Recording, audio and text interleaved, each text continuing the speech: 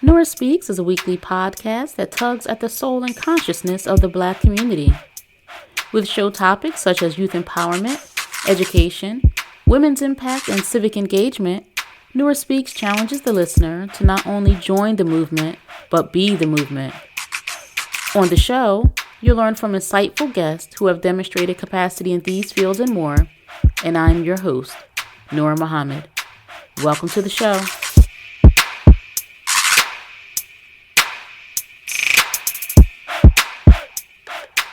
Welcome to another episode of the Nora Speaks podcast, and I'm your host, Nora Muhammad. This week's episode is titled Refine Your Palate. You've heard me often speak on the podcast about some of the interests that our people have as it pertains to gossip and, the kind of outrageous and sensational things that we see on television, on social media, in magazines. And so this episode, I really just wanted to concentrate on this idea that we have to participate in every online conversation or scandal or rumor or gossip. And I'm thinking about the first thing that probably comes to mind for me is, what's been shared on Shannon Sharp's podcast with first Katt Williams, and then, of course, Monique was on there.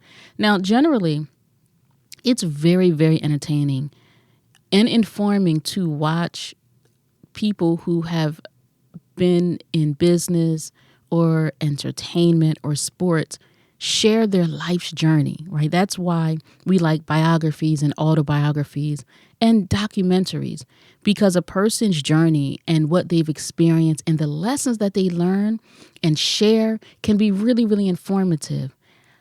But there's also parts to folks sharing their journey in which they speak about their experiences with other people, whether they be positive or negative.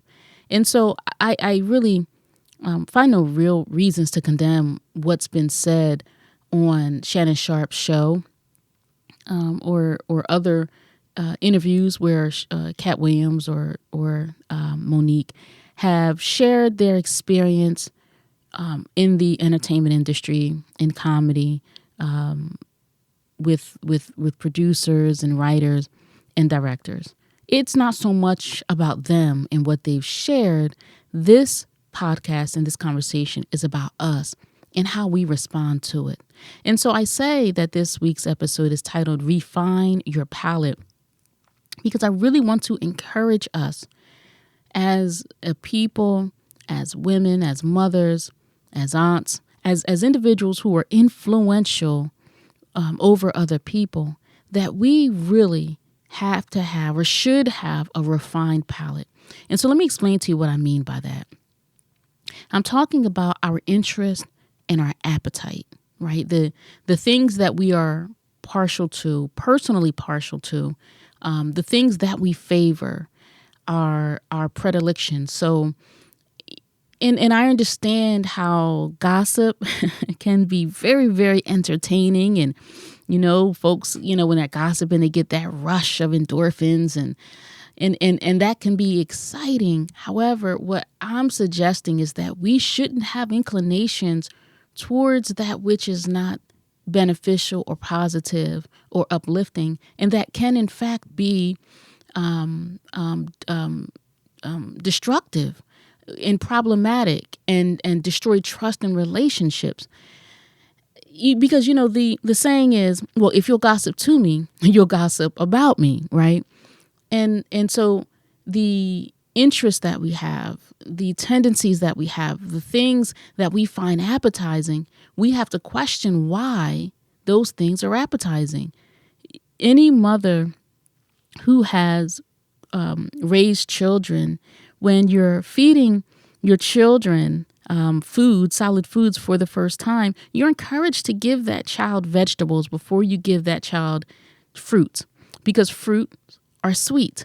And if we give our children fruits before we give them vegetables, then they'll have a strong inclination towards that which is sweet that while in moderated amounts can be healthy, but in large amounts can be unhealthy. So we're encouraged to give them vegetables. Start our children off with vegetables so that they can develop an interest and a taste for more than just sweet things. Anyone who's nursed, breast milk has that sweetness. So once we're transitioning our children, those who nurse, to solid food, it's great to incorporate vegetables.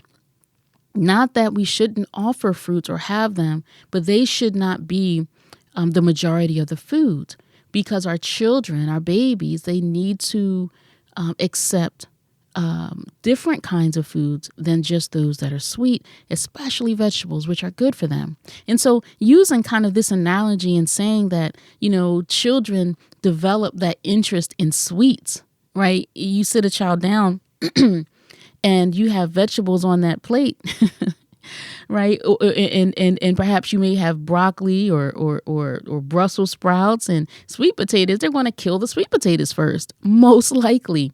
And those other vegetables that are healthy or healthier or have better health properties, our children kind of push those to the side. I remember being one of those children. I hated Brussels sprouts and I hated broccoli, and I also hated liver, but that's not what we're talking about. Our appetites. So if we have an appetite that inclines heavily towards gossip, dirt, scandal, what is that saying about us? What is that saying about our character and our personality? And, when we're turning on the television or opening up our phones or our computers or tablets, are we so easily distracted?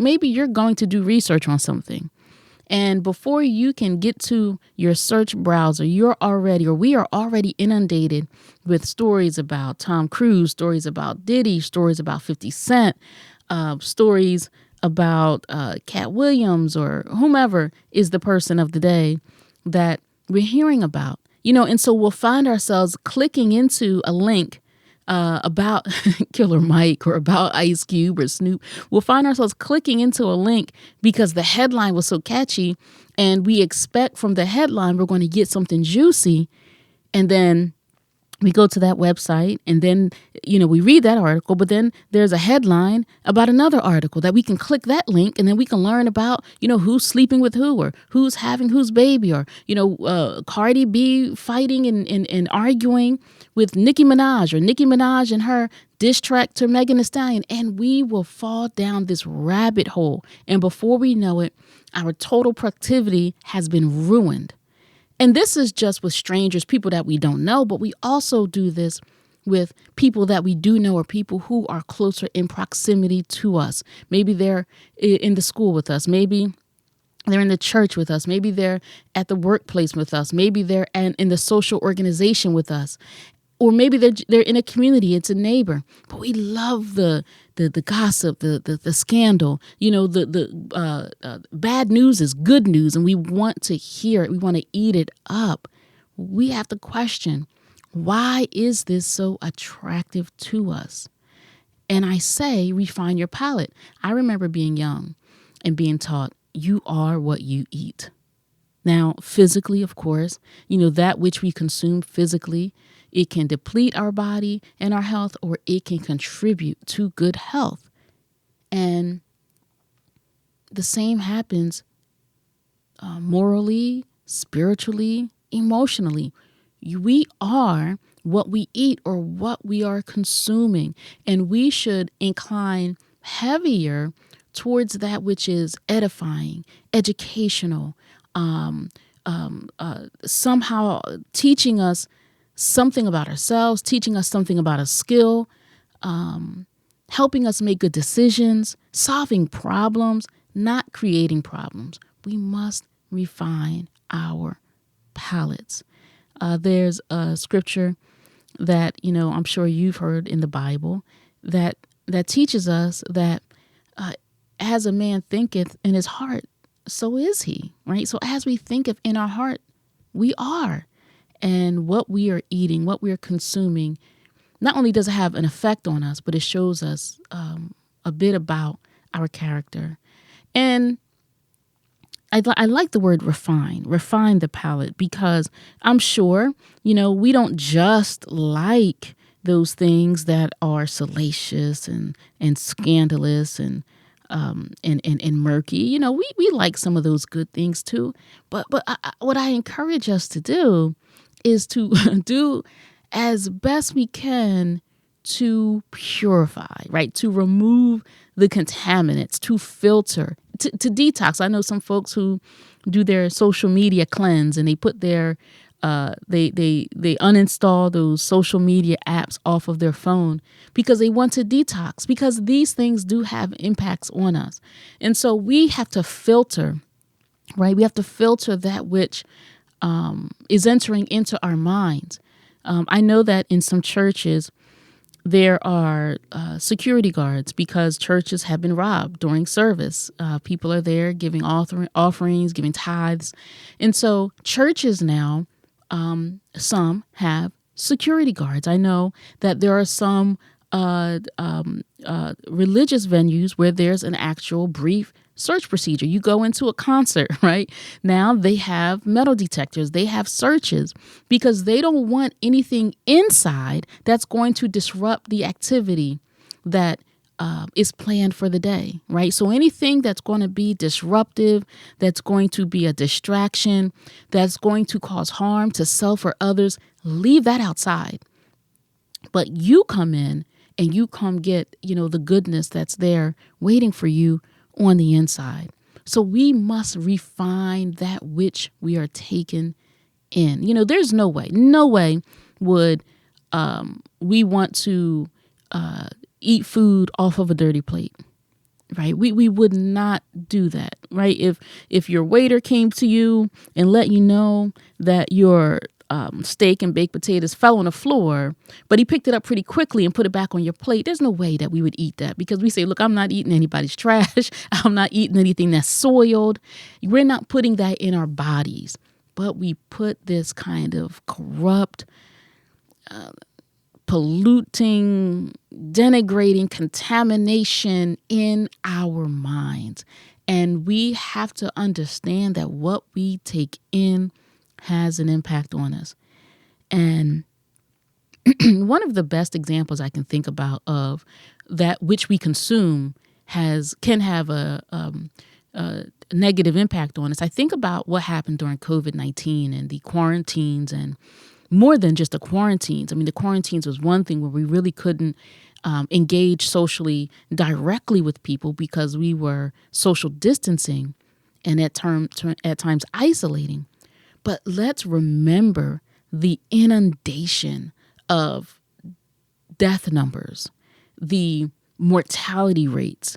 Let's remember how they scared society and made us afraid of each other. They had our minds so focused on deaths and disease and severe illness. And what that did something to us, and when you induce fear in a person, of course, fear is stress, and stress is unhealthy. So this happened all around the world, not just in the United States.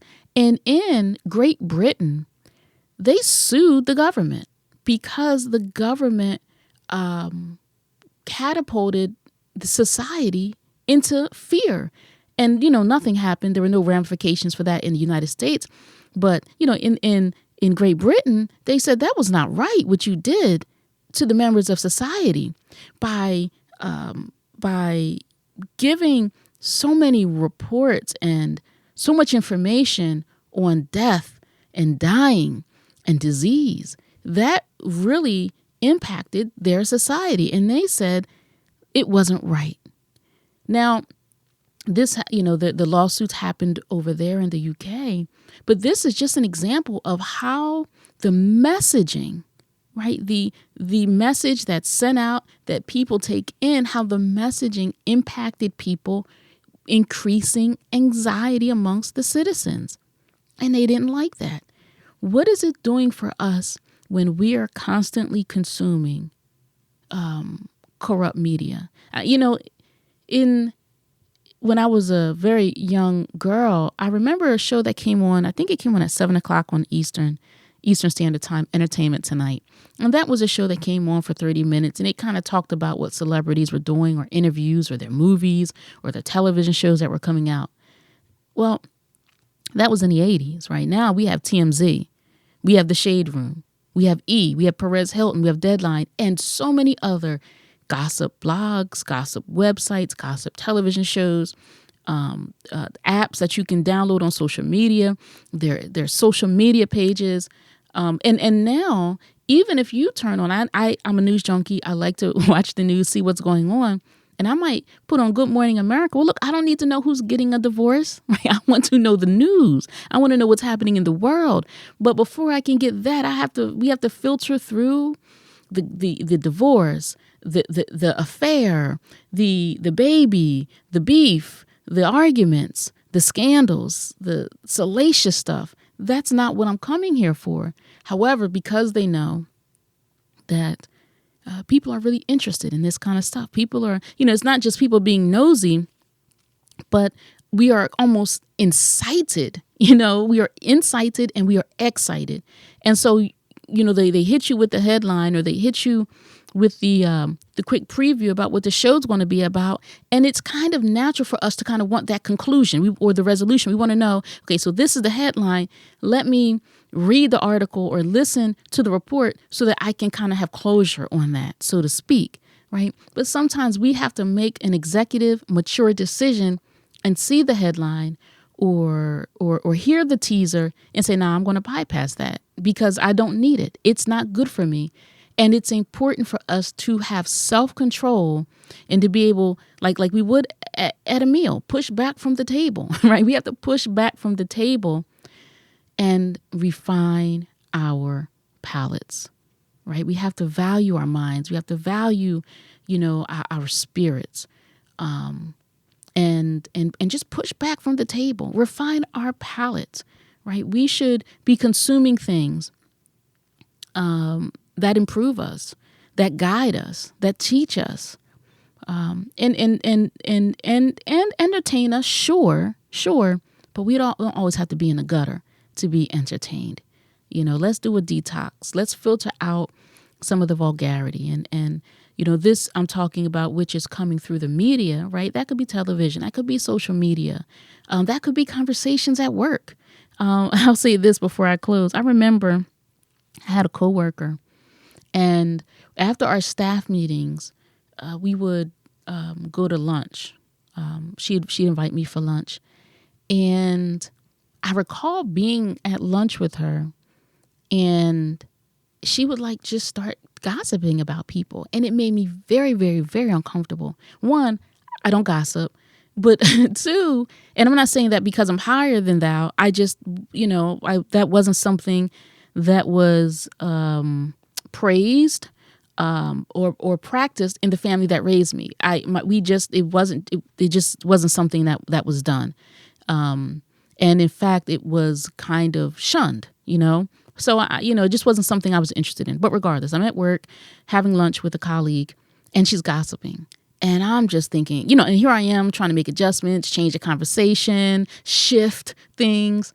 And one of the things that I thought about is I do not want her to go back to work and start gossiping, because she's a gossip, with somebody else and say, yeah, because Nora and I were talking about, because Nora wasn't talking, right? So it got to the point where I realized this was just something that she did. She gossiped, and I would try to dodge her after our meetings. Oh, I have a meeting to go to. I have a report I have to finish, because I didn't want any parts of it, because I did not want this person going back and talking to Stephanie or talking to Michelle and saying, yeah, Michelle, Nora and I was saying, and now Stephanie and Michelle think that Nora gossips. No. So, just be thoughtful, elevate our mindset, refine our palates, because it does no one any good. It does no one any good. And it speaks to who and what we are. Thank you so much for listening to this episode of The Nora Speaks. Until next time, stay in peace. We were brought here as a piece of property and to keep that piece of property, it is to not allow the property to know the value of the property. What I mean by that, if you had known the history of yourself, you would not have been made a slave. And you won't be a slave now if you have a knowledge of yourself. It's hard to enslave a person that have equal knowledge with you. You just can't do it. And so this knowledge of yourself is the thing that will free you from what you have been suffering from. Thank you for listening to another episode of the Nourishes podcast. Be on the lookout for a new episode coming at you fresh next week. And as always, if you want to learn more about me and the work that I do, visit my website, nouramuhammad.com. Or if you have a listener question, email me at info@nourispeaks.com. You can also follow the Nourispeaks podcast on Facebook, Instagram, and Twitter at Nourispeaks Podcast. I'll be sure to include links in the show notes. If this show has value to you, please subscribe, rate, and review, and share it with family and friends. And be sure to check out previous episodes. And remember, don't just join the movement, be the movement. Stay in peace.